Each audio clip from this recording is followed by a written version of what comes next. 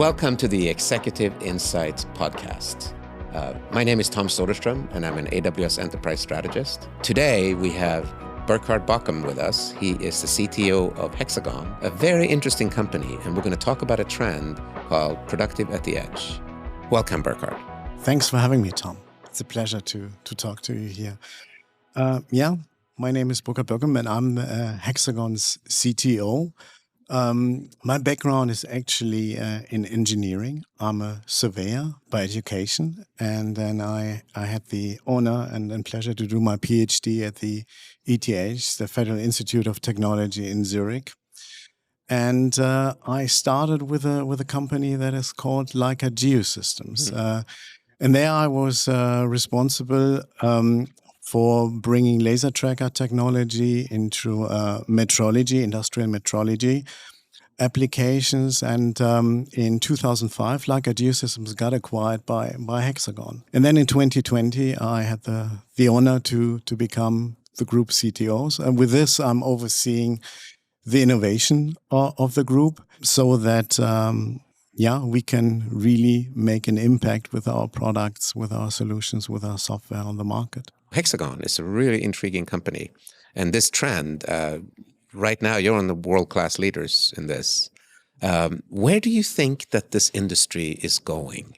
And would you explain what digital reality means for our viewers? Digital reality is you have the physical world where we all live in.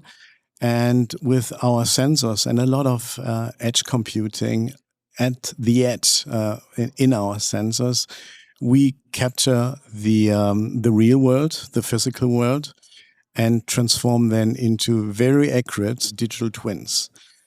And then basically we take these digital twins, which I define as the exact replica of the physical world, in all the dimensions, and then we can simulate things.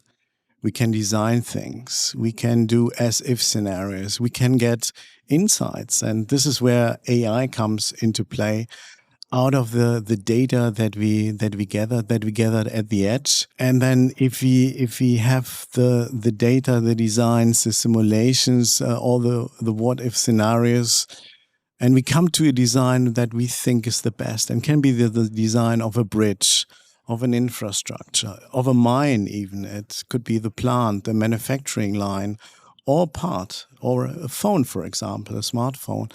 Then basically we take these sensors, load the data back to the edge, and bring it into reality. And what is important, and I think where digital realities will go in the future, is that this is a wheel. This is a flywheel, or this is a feedback loop. There's something that needs to be closed. So basically, it's the physical world is the real world into a digital reality. Some say digital twin, doing something with this and then bringing it out into reality. And I'm very optimistic in terms of innovation. I think these digital realities have the power to make the world a better place, to make the world at least work better. I think you're right. And I think it's important here to really distinguish that this is not the old metaverse where people get together and sit and have a party or they have a meeting. This is a place that's difficult to get to. And it's, like you said, it's an actual replica of the physical system. And my father always used to tell me, son, measure twice, cut once. Well, with what you're doing and what we see the future here with digital twins is you can now measure 100,000 times and deploy once. I think that's the thing that gets me so excited about this digital reality. When we were at Hexagon Live, I remember you showed me, can drive a truck through a city, and now it has sensors, measures underground, measures inside the buildings, and after you've driven through it, you now have your mixed reality or digital reality of that physical space. And now you can start changing the design and all that.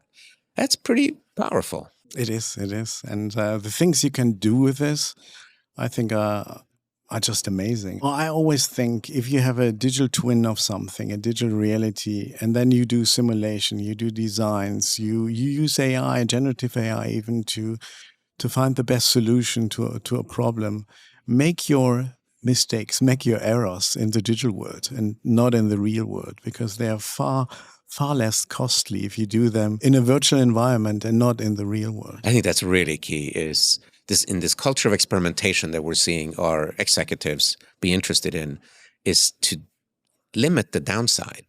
And if you do it on the digital twin, there really is no downside. I think curiosity is a really big part, and it's don't stop innovating. Be really curious how you can improve things, how you can make things better. Don't be afraid to find a very different solution. Yeah. Because it's done before and did not work. That doesn't mean that you cannot do it. I think some of the products that I could help develop with teams during my career just were based on this principle. Then we just thought of a problem, we thought of something to be solved a little differently than has been done before. And also it helps if you have a great team of various diverse views and various backgrounds. As we did, for example, in Hexagon, a product like the BLK 360, the little scanner that, quite frankly, changed the industry of reality capture overnight. The team was composed of not domain-specific people that came from the scanning background. It was like game designers. It was people with an architecture background, people with a physics background that thought about a given problem in a very, very different way. And I think this is where innovation meets curiosity. And I think if you pair this with the commitment and the accountability that this needs to become an innovation, a product that really makes an impact, I think then you can go very far. I think you're echoing what we're hearing from other successful executives. In Amazon, we call it, don't fall in love with the solution, fall in love with the problem. Because once you fall in love with the solution, you stop. And as you said, don't stop innovating, because things progress. So obviously you have a team that's excited to do that. How do you measure success? How do you measure return on investment and innovation? It's hard. So how would you, I don't expect you to have the perfect answer, but what do you think? No, I think it's very hard. I mean, you can measure it, of course, with commercial success. Mm-hmm. You can measure it with revenue figures. I like to look at it also in terms of growth. Is there a market that is growing through your solutions, through your success? And I think then you really do the innovation right. But I also look at things that give purpose to the team. I like to work with very small teams where every individual in a team makes really difference. Also, you can measure on how long do the people like to stay with you. Can they grow in their roles, but do they really find the purpose in what they do? For me, also quite a measure of success is we have like a quite large poster in our offices if you come in. And in all your offices, or it's pretty much the same, but we try to distribute them in the offices, and it only lists the world's first. The world's first, and I think it's a really strong feeling that a team gets, and a really huge sense of achievement for a team. If you list it on this poster, you're around the one vision that did the world's first, for example, laser tracker that could measure in 6 degrees of freedom, the world's first digital level. That's great. And I think the sense of accomplishment by being on that list is quite high. Yeah, and also builds that pride in the team. It does. How do you deal with failures? Because obviously, if you're innovating all the time, some things don't pay out. How do you deal with that? Do you get smacked around, or is that expected? How do you set the vision for that? Failure is part of the process, to be honest. And I see that if teams have a track record that they hardly ever fail, they probably don't innovate. Yeah, they just do incremental improvement. I would say it's also the mindset: go as far as you can, and then fail, and then go a little bit back. You have to fail, but if you fail fast. As I talk to enterprises across the world, the word failure is very loaded. So what I'm recommending is don't fail fast, experiment quickly. Yes. But some companies failing fast is startups. That's what you do. What do you think about your company? Are you comfortable failing fast, or do you need to experiment quickly? It's the same thing. It's a good question. I never thought about this. Was more on the fail fast side at the time, but as you mentioned it, I think the ability for a team to generate quite quickly ideas, try to test them, experiment, evaluate them. Are they good? Are they not good? And then come up with something else, maybe something that is 180 degrees completely different than the first idea. I think that shows a little bit the quality in innovative teams. That said, there's a time for failure, and there's a time for experimenting, and there's also a time, and this is also part of the DNA I wish to see in the team, where if you are at a certain point in the project, then it's engineering par excellence. Then it's something I like the term productize. Then your idea is set, and then basically it's a quality also to come into the best execution of making a product. And this is also something that teams have to learn. Teams have to get used to, and it normally takes like 2-3 product life cycles until it's really ingrained in their DNA. And for me, maintaining the experiment fast or the fail fast culture, but having then after a certain point reached the equilibrium where we say, okay, now this is our best idea, or this is the best idea we can come up with the foreseeable technology that we have available today. That is a huge benefit. I like that. It fits our model of that we're seeing successful on translating to the cloud. Think big, so you come up with all these big ideas. Then start small. That's all those experiments, and the ones that pay out, you scale fast. Yeah. Now, in the cloud, if you build a cloud native, it scales up and down. I wanted to ask you about a few examples. You and I have talked a lot about HXDR. Yes. But if you could explain what that is, because our viewers probably don't know what it is. It's a cloud platform that is made for digital realities. Digital realities contain petabytes of data in order to, as I said, to mirror the real physical world into a digital twin. And all of our sensors gathering or capturing this data need to have a place in the cloud where basically to, first of all, store the data, then process the data, and then gets insights of data. And HXDR is all of this. It's a cloud platform for collaboration, and almost equal as collaboration importance is visualization. Be able to visualize your data. Yes. We are visual people.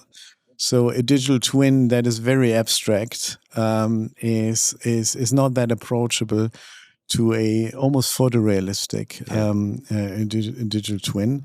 And then basically you want to have an almost infinite storage. You want to have AI pipelines that can basically run autonomously over the data of the digital twins. We packaged all this up in a cloud offering called HXDR, and HXDR stands for Hexagon Digital Reality. I think what gives this legs and hope is that it's built on the cloud. so you can scale infinitely. More and more data is coming, and you're able to deal with it, but you don't have to be the world's expert in data. You leave that to the cloud, essentially. No, you're doing that well. And there's also, Tom, there's a nice orchestration where when we were talking about the productivity at the edge. I see all the sensors that capture the data. Now, these are basically the sensors that have a lot of computing power, a lot of edge compute. Good. And while you're still out doing the job, while you're on a plant, while you're in a field, while you're in an infrastructure project on site, you scan, you stake out, you capture the data. Another benefit for the productivity at the edge is the small latency you get if you do it in the field, but it's almost instantaneously in the cloud. So when we look at this trend, productive at the edge or productive at the extreme edge, collect lots of data from the sensors, put it in the cloud, run whatever machine learning you need to at the day, and now you have a digital twin. So you can now experiment on the digital twin, all the things we've said. For this to really work with all of this new data and sensors, I think we're going to need to be able to run AI at the edge. Yes. How are you seeing that too, and how are you preparing for that? We are investing currently a lot of research and development resources exactly into this, because a lot of insights and decisions could already be gained in the field. I give you a very simple example. A product that is called a laser tracker is doing in very high accuracy and very high speed, following a target which is a retroreflector. Okay. Yeah, and normally these retroreflectors are, for the manufacturing world, are installed in little 1.5-inch steel balls, and this is basically your reference of a target. Could be at a wing, for example, if you do a wing to body maneuver with an airplane to get the wings in the right position. But for example, using edge compute here is the laser tracker always needs to follow these reflectors, and they attach to the wing that is positioned to the fuselage, Okay. to the body. On the shop floor, for example, or in a big hall where these airplanes are produced, there are a lot of people and there are a lot of obstructions. Sometimes the laser tracker loses the target, and using AI at the edge to predict where the target went. Was it handheld by somebody or was it on a robot? That basically then has a feedback loop within or at the edge that does not need to have a cloud connectivity to complete this task. And this is basically where a lot of vision technology, vision-based AI is in the system. And then also, I think using smartphones in our everyday life and social media, what current smartphones bring out for image quality is quite incredible. However, everyone also looks with these eyes towards imaging sensors that are maybe just used for computer vision and sensors at the edge. So also using here something called computational photography. Okay. In the system that uses neural networks in order to improve the image quality beyond what is currently accessible with the lenses and sensors. I think is another nice examples for AI at the edge. I think that's really good. So you started as a hardware company. Are you now a software company, or are you software and hardware? And how do you see the progression? If I look at our people in R&D, even if we looked at predominantly hardware, 75% of our engineers are software engineers. Yeah, that's what we're seeing from across the world. The hardware companies have to learn software. I see a trend going back that you have a lot of advantages in making the perfect solution in software in cloud architecture, in productivity at the edge, if you build your own hardware. Yeah. If you build your own hardware, that doesn't mean being exclusive to yourself and exclude anyone else from the data, but it allows you to build the solution a little better, to build it a little faster, and also to decide constantly where you want to have the more compute. Is it at the edge or on the cloud or somewhere in between? Good point.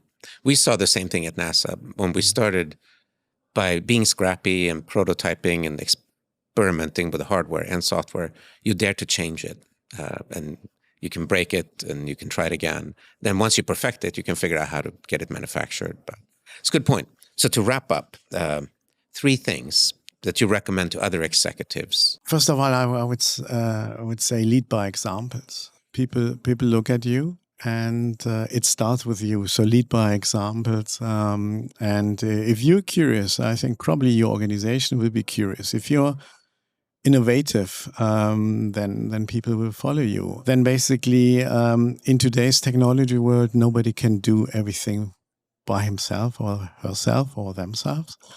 So it's important to build great teams, build great and diverse teams to allow as many perspectives as possible, and collaborate. We spend a lot of time in our jobs and work, so it needs to be fun.